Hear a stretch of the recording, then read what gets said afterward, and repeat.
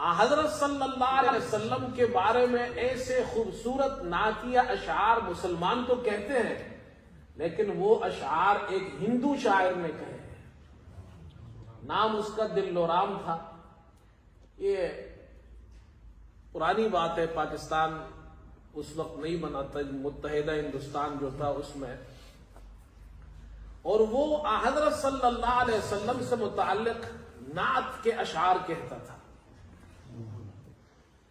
اور اس کو لقب دیا گیا حسان الہند۔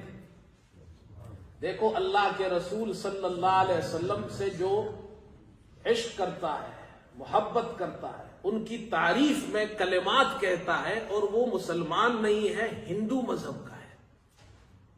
وہ اشعار میں سناؤں گا آپ کو، لیکن اس سے پہلے ایک بات عرض کرنا چاہتا ہوں کہ حضور صلی اللہ علیہ وسلم کی تعریف پر بھی اللہ تعالیٰ کیا عطا فرماتا ہے۔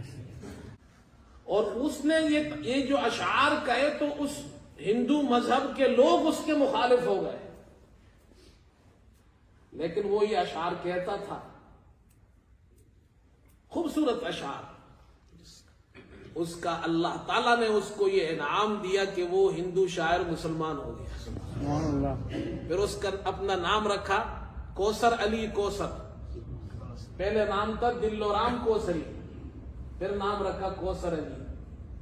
وہ اشعار کیا ہے؟ اللہ اکبر۔ جب وہ ہندو تھا اس وقت اس نے یہ کلمات، یہ اشعار کہے تھے۔ فرمایا کہ محشر میں دی فرشتوں نے داور کو یہ خبر، محشر میں دی فرشتوں نے داور کو یہ خبر، ہندو ہے ایک احمد مرسل کا مدحگر، اور ہے بت پرست اگرچہ وہ لیکن ہے نعت گو، ہے بت پرست اگرچہ وہ لیکن ہے نعت گو، احمد کی نعت لکھتا ہے دنیا میں بیشتر، اور ہے نام دل و رام تخلص ہے کوثری، ہے نام دل و رام تخلص ہے کوثری، لے جائے اس کو خلد میں یا جانب سقر،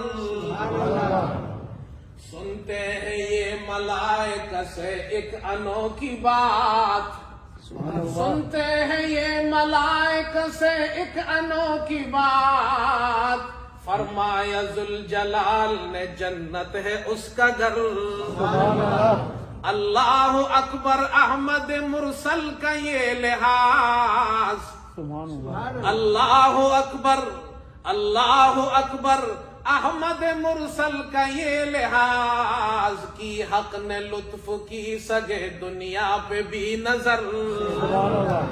وہ نعت پڑھتا تھا، ہندو شاعر تھا، محمد صلی اللہ علیہ وسلم کو آخری نبی مان کر اس نے اسلام قبول کیا اور مسلمان ہو کر فوت ہوا ہے۔